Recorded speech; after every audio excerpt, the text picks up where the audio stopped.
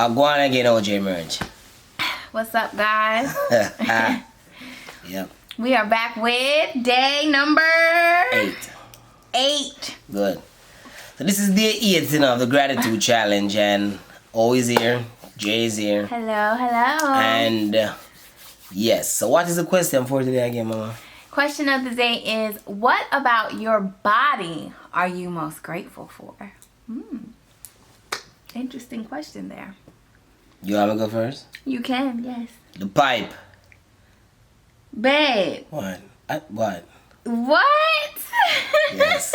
Most grateful for the pipe. From the pipe came with my children, and it came at the happiness of the wife partially.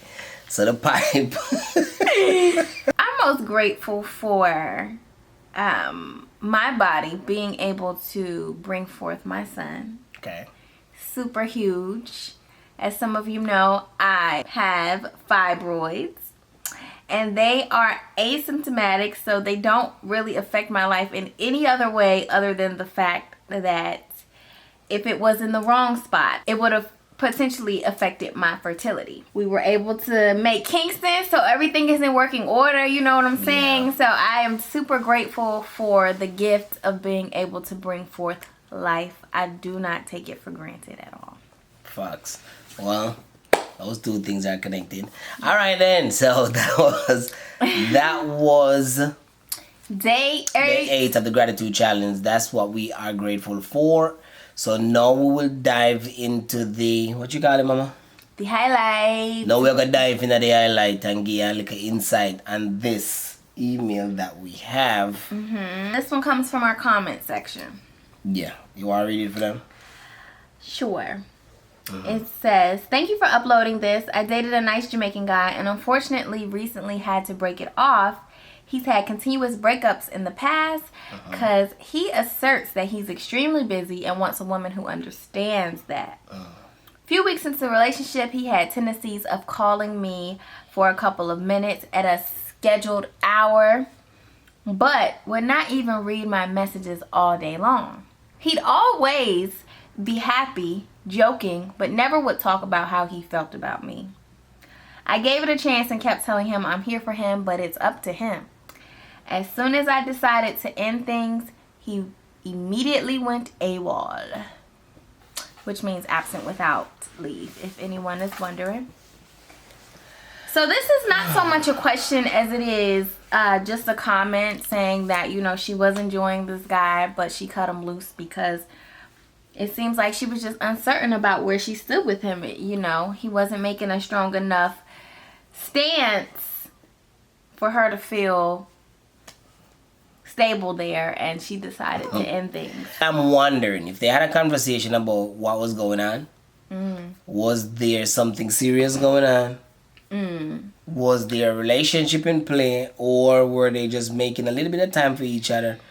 A little friendly thing, friends with benefits type thing, or what it is. Because if she had asked the right questions, or probably, you know, went through certain things, then probably she'd have got her questions answered from the beginning of what was going on.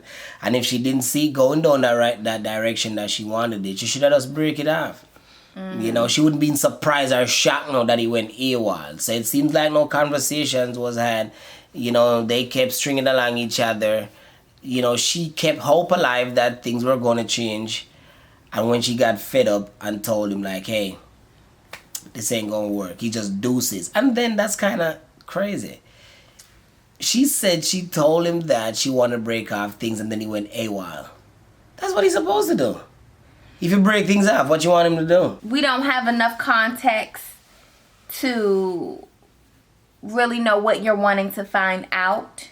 If you're wanting to know if you were in the right to end things, if you're wanting to know why he went AWOL, if you're wanting to know why he may have been inconsistent. And it's hard to know how long you guys were in contact with each other. But what I can say is this. This just sounds like a failure on both parts to communicate what you're looking for in the relationship and what the other person is expecting to give and get from the relationship. It doesn't sound like there was any real dialogue had. A man who's inconsistent is a red flag, usually. You know, because no matter how busy we are or what we have going on, you know, a person could be depressed to the dirt.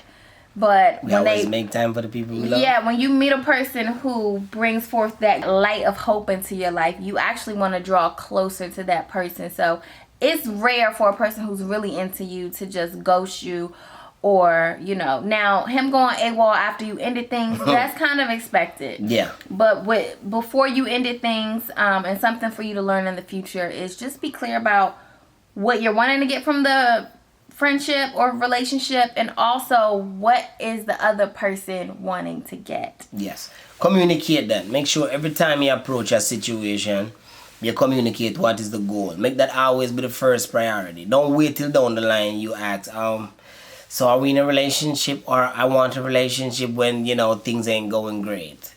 Make that be the starter. Always state what you're looking for. Always state what you want out of a relationship. That way you way ahead. That mean if you won't have no expectation that, you know, wasn't at the table when y'all sit down to negotiate. A relationship majority of the time is like, you know, a negotiation type thing. It's like you put everything, all your cards on the table. You know, you speak for what you want. If it ain't gonna be met right there and then hey, no. If you decide to, you know, go ahead with whatever terms is on the table, then that's up. That's, you know, whatever it is. But never expect the unexpected, you know, when it comes down to a relationship. Ask for what you want. Ask for what you want.